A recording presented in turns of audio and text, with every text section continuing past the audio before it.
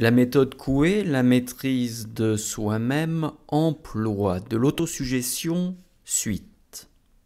Tel est le cas des neurasthéniques qui, se croyant incapables du moindre effort, se trouvent souvent dans l'impossibilité de faire seulement quelques pas sans ressentir une extrême fatigue.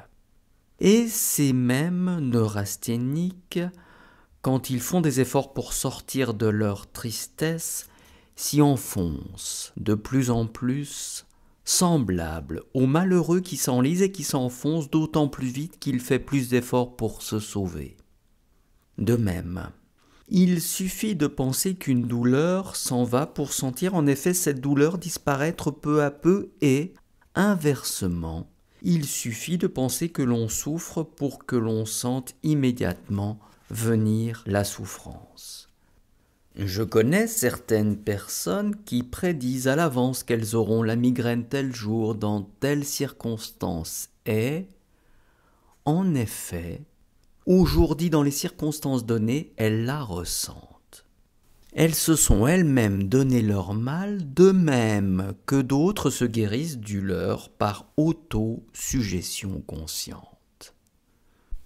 Je sais que, généralement, on passe pour fou aux yeux du monde quand on ose émettre des idées qu'il n'est pas habitué à entendre. Eh bien, au risque de passer pour fou, je dirais que si nombre de personnes sont malades moralement et physiquement, c'est qu'elles s'imaginent être malades, soit au moral, soit au physique.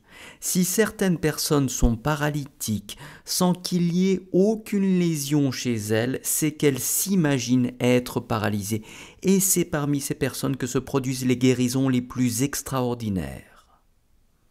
Si certains sont heureux ou malheureux, c'est qu'ils s'imaginent être heureux ou malheureux, car deux personnes placées exactement dans les mêmes conditions peuvent se trouver l'une parfaitement heureuse, l'autre absolument malheureuse.